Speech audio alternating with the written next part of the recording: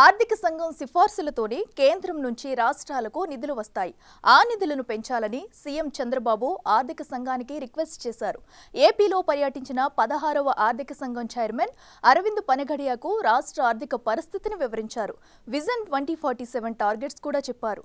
Target reach అవ్వాలంటే కేంద్రం నుంచి ప్రత్యేక ప్రోత్సాహకాలు అవసరమని స్పష్టం చేశారు సీఎం.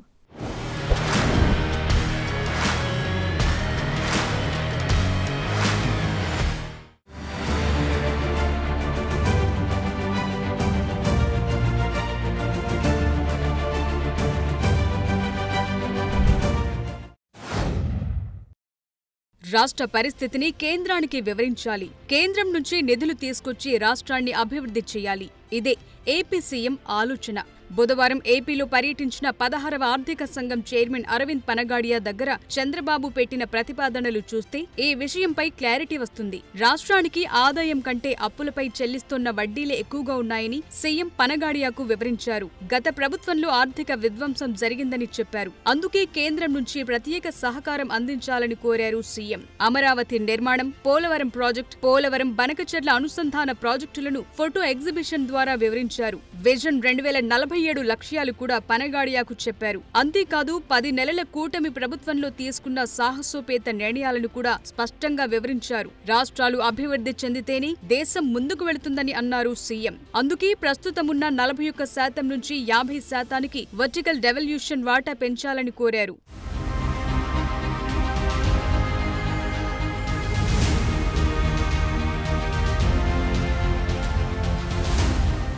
విజన్ 2047తో 10 సూత్రాల ప్రణాళిక అమలు చేస్తున్నామని చెప్పారు. పేదరిక నిర్మూలనకు P4 కార్యక్రమానికి శ్రీకారం చుట్టామని అన్నారు. అమరావతి నిర్మాణానికి 31,000 కోట్ల రూపాయలు సమకూరాయని, మరో 47,000 కోట్లు అవసరమని సీఎం లెక్క. పోలవరం ప్రాజెక్టును వచ్చే పుష్కరాలకు ముందే పూర్తి చేస్తామని చెప్పారు. పనగాడియాను సీఎం ప్రశంసించారు. ఆయన సహకారంతోనే 2014-19 మధ్యలో 73% పోలవరం పూర్తి చేశామన్నారు.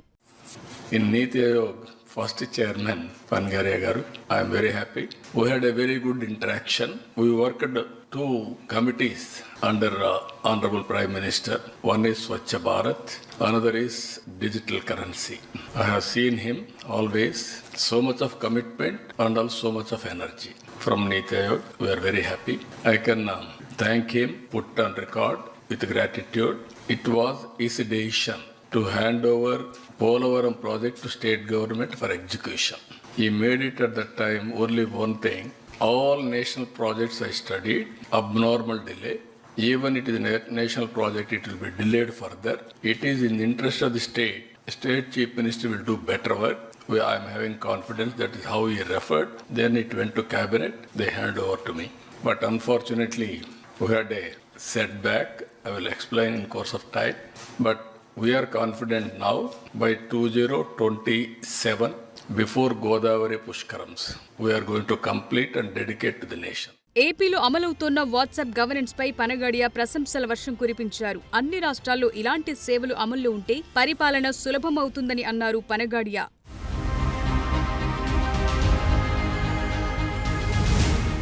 అమరావతిలో సచివాలయం, మంత్రుల కార్యాలయాలకు సిఆర్డీఏ టెండర్లు పిలిచింది. 5 ఐకానిక్ టవర్ల నిర్మాణం 3 ప్యాకేజీల కింద విభజించారు. 4,688 కోట్ల అంచనా వ్యయంతో బిడ్లు ఆహ్వానించారు. వచ్చే నెల 1న మధ్యాహ్నం 3 గంటల వరకు బిడ్లు దాఖలుకు గడువు నిర్దేశించారు. 2019-24 మధ్యలో ఈ ఐకానిక్ టవర్ల నిర్మాణానికి 2,703 కోట్లతో టెండర్లు పిలిచింది ప్రభుత్వం. వైసీపీ ప్రభుత్వం నిర్వాకంతో ఇప్పుడు ఈ అంచనా వ్యయం 73% పెరిగింది. మొదటి ప్యాకేజ్లో 1,126 కోట్లతో జేఏడీ టవర్ నిర్మాణం, రెండో ప్యాకేజ్లో 1,897 కోట్లతో 1-2 టవర్లు, మూడో ప్యాకేజ్లో 1,666 కోట్లతో 3-4 టవర్లు నిర్మించనున్నారు.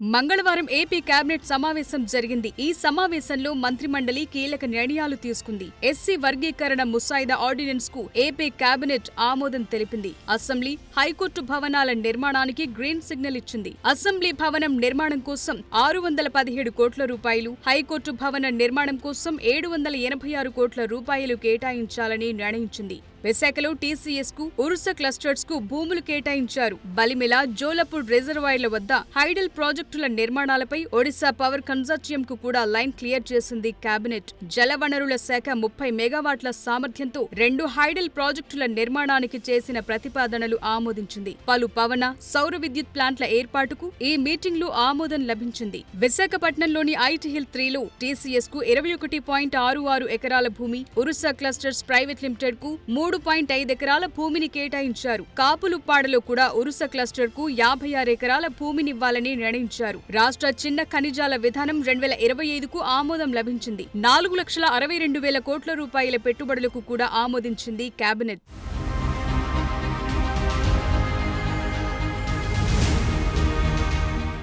కేబినెట్ భేటీలో సీఎం చంద్రబాబు కీలక వ్యాఖ్యలు చేశారు. కుల, మత, ప్రాంతీయ విద్వేషాలు రెచ్చగొట్టడానికి వైసీపీ కుట్రలు చేస్తోందని అన్నారు. తిరుమల గోశాల, వక్ఫ్ బిల్, పాస్టర్ ప్రవీణ్ మృతి అంశాలను వివాదాస్పదం చేస్తోందని ఆగ్రహం వ్యక్తం చేశారు. దీంతో రెవెన్యూ శాఖపై కీలక వ్యాఖ్యలు చేశారు సీఎం. ప్రజల నుంచి వస్తోన్న ఫిర్యాదులు, అర్జీల్లో ఎక్కువ రెవెన్యూ శాఖవే ఉంటున్నాయని అన్నారు. దాన్ని ఎలా ప్రక్షాళన చేయాలో అర్థం కావటం లేదని అసహనం వ్యక్తం చేశారు. రెవెన్యూ వివాదాల్లో, భూ సమస్యల్లో పోలీసుల జోక్యంపైన ఫిర్యాదులు వస్తున్నాయని చెప్పారు.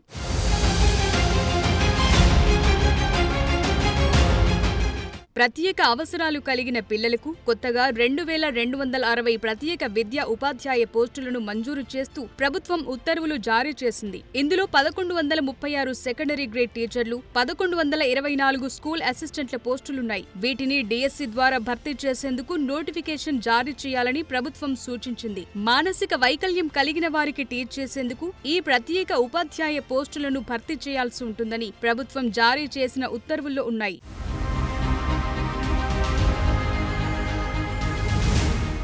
మత్స్యకారులకు చంద్రబాబు సర్కార్ గుడ్ న్యూస్ చెప్పింది. చేపల వేట నిషేధ సమయంలో వారికిచ్చే 10,000 రూపాయల సాయాన్ని 20,000కు పెంచుతున్నట్టు ప్రకటించింది. ఈ నెలలోనే లబ్ధిదారులకు సాయం అందనుంది. ఈ నెల 26న సీఎం చంద్రబాబు చేతుల మీదుగా లబ్ధిదారులకు ఈ సాయం అందించనున్నారు. ఓ మత్స్యకార గ్రామంలో పర్యటించి అక్కడే సీఎం పెంచిన ఆర్థిక సాయాన్ని అందజేస్తారు. వేట నిషేధ సమయంలో మత్స్యకారులకిచ్చే 10,000 రూపాయల సాయాన్ని 20,000కు పెంచి ఇస్తామని ఎన్నికల సమయంలో కూటమి హామీ ఇచ్చింది. చెప్పినట్లుగానే 20,000 ఇవ్వనుంది. ఆ రోజు వేట నిషేధ సమయంలో మత్స్యకారులకి 10,000 రూపాయలు ఇచ్చేటువంటి సాయాన్ని 20,000 రూపాయలకి పెంచి ఇస్తామని ఏదైతే చెప్పడం జరిగిందో, మరి ఆ యొక్క 20,000 రూపాయలు కూడా మరి ఈ యొక్క ఏప్రిల్ నెలలోనే 26వ తేదీకి అలా ఆ రోజు మరి గౌరవ ముఖ్యమంత్రి చంద్రబాబు నాయుడు గారు కూడా ఒక మత్స్యకార గ్రామాన్ని సందర్శించి ఆ మత్స్యకార గ్రామంలోనే ఈ యొక్క 20,000 రూపాయలకు పెంచినటువంటి సాయాన్ని వేట నిషేధ కాలంలో ఎవరైతే ఉంటారో వాళ్ళకు అందించేటువంటి ప్రక్రియ కూడా ఆ 20,000 సాయం ఈ యొక్క ఏప్రిల్ 26వ తేదీన అందజేయాలనేటువంటిది కూడా ఒక నిర్ణయంగా మరి భావించడం జరిగిందని చెప్పి కూడా మీ ద్వారా కూడా తెలియజేసుకుంటూ, సమాజంలో అంటరానితనం, వివక్ష, అసమానతలు రూపుమాపటమే తమ లక్ష్యమన్నారు సీఎం చంద్రబాబు. గుంటూరు జిల్లా తాడికొండలోని పొన్నెకల్లులో జరిగిన అంబేద్కర్ జయంతి ఉత్సవాల్లో ఆయన పాల్గొన్నారు. అంబేద్కర్ స్ఫూర్తితోనే పేదరిక నిర్మూలనకు P4 కార్యక్రమాన్ని తీసుకొచ్చామని చెప్పారు సీఎం. అదే రోజు 102 కోట్లతో సాంఘిక సంక్షేమ వసతి గృహాల నిర్మాణానికి శంకుస్థాపన చేశారు. పొన్నెకల్లులోని ఓ దళిత కుటుంబాన్ని కలిసి మాట్లాడారాయన. వారి పరిస్థితిని చూసి చలించిపోయారు. 2 గదులున్న ఓ ఇంట్లో 10 మంది ఉంటున్నారని చెప్పారు సీఎం. ఇలాంటి పరిస్థితుల్లో ఉన్నవారిని పైకి తీసుకురావటానికి P4 అన్నారాయన. బంగారు కుటుంబాలను దత్తత తీసుకోవటానికి ముందుకు రావాలని పిలుపునిచ్చారు చంద్రబాబు. ఉక్కు సంకల్పంతో పేదరికం లేని సమాజం, ఆర్థిక అసమానతలు లేని వ్యవస్థను సాధిస్తానని అన్నారు. అంబేద్కర్ విదేశీ విద్యా పథకాన్ని మళ్లీ ప్రారంభిస్తామని చెప్పారాయన. ఈ పథకం కింద 2014-19లో 7,000 మందిని చదివించడానికి 467 కోట్లను ఖర్చు చేశామన్నారు. కానీ వైసీపీ టైంలో కేవలం 430 మందినే విదేశాలకు పంపారని విమర్శించారు. ఈరోజు నేను కూడా ఎస్సీ కుటుంబంలో కూర్చొని వాళ్ళు చేసిన పలహారం తీసుకొని వచ్చినప్పుడు ప్రతి ఒక్కరికి ఇది ఒక మెసేజ్. ఎందుకు చెప్తున్నానంటే మనలో కూడా మానవత్వం ఉండాలి. మనుషులందరూ సమానమే. ఇప్పుడు ఒక అమ్మాయిని చూశారు, రత్నలత, ఆస్ట్రేలియాలో చదువుకొని ఆడ ఉద్యోగం వచ్చింది. ఆ అమ్మాయిని చూస్తే అందరి పిల్లలతో సమానంగా ముందుకు పోయింది. ఇంకో పక్క అనిల్ని చూశారు, కెనడాలో ఉద్యోగం చేస్తున్నాడు, 60-70 లక్షలు సంపాదిస్తున్నాడు. ఇప్పుడు అతన్ని అక్కడ ఎస్సీగా ఎవరు చూడరు. ఇక్కడ అనాగరిక ప్రపంచంలో ఒకప్పుడు ఇవన్నీ ఉన్నాయి, అవన్నీ రూపుమాపారు. నేను కూడా ఆలోచిస్తున్నా, అనేక ప్రయత్నాలు చేశా. మళ్ళీ మీ అందరికి హామీ ఇస్తున్నాను, భవిష్యత్తులో ఎస్సీ పిల్లలందరూ చదువుకునేట్టుగా రెసిడెన్షియల్ స్కూల్స్ పెట్టి వాళ్ళ జీవితాలను మార్చే పరిస్థితి తెలుగుదేశం ప్రభుత్వం తీసుకుంటాం, ఎన్డీఏ ప్రభుత్వం తీసుకుంటాం. ప్రజలు వైసీపీ నేతల మాటలు నమ్మొద్దని అన్నారు. దేవుడి విగ్రహాలను ధ్వంసం చేసిన వారు తిరుమల గోశాలలో ఆవులు చనిపోయాయని మాట్లాడుతున్నారని మండిపడ్డారు. ప్రజలను తప్పుదోవ పట్టించటమే వారి లక్ష్యమని ఆగ్రహం వ్యక్తం చేశారు.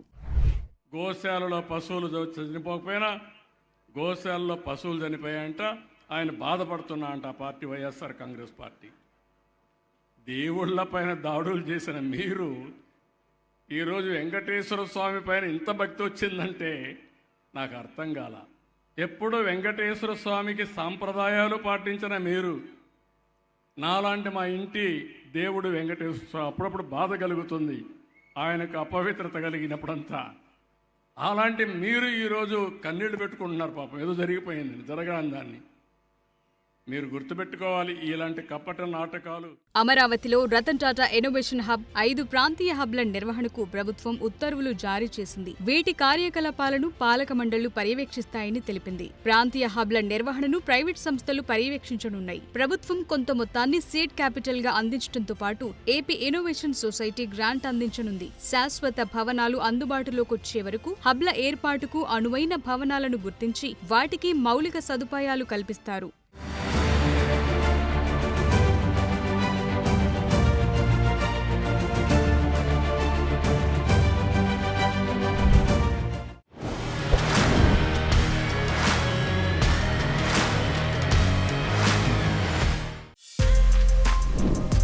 For more videos like this, subscribe Big TV channel.